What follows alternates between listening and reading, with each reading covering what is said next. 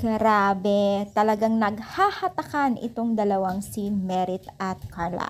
So ano nga bang ibig sabihin nito? So bago natin pagpatuloy ng ating pag-support today's video, kung bago ka pa lang sa aking channel, please subscribe, like, and pakit na rin po natin guys ang notification bell upang ma-update po tayo tuwing ako pinag-upload patungkol sa Team Kalingap.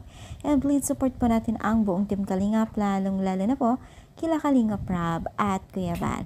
So for today's video, pag-usapin po natin ang talagang napaka-highest na views po o viewers po o views po sa Team Kalingap, itong si Carla. So, sabi nga ng mga netizens ay parang naggaganunan or nagtataasan daw ang views ni Carla at Medit, yung blessing din daw. So, halos parehas daw sila.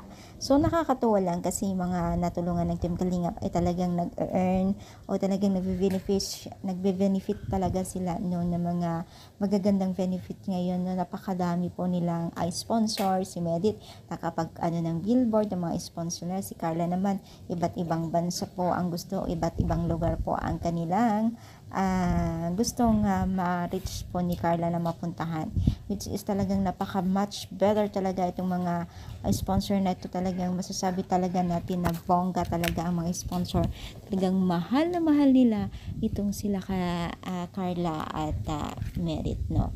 Sobrang dami po ang nagmamahal sa kanila, which is talagang nagpapasalamat sila dahil nga po sa tulong din po ng Team Kalingap, ginamit ni Lord ang mga ito para sa ganun makamit nila ang mga inaasam na blessing sa kanilang buhay.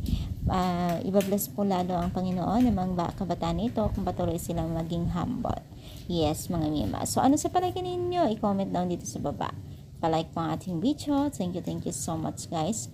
More power and God bless all guys.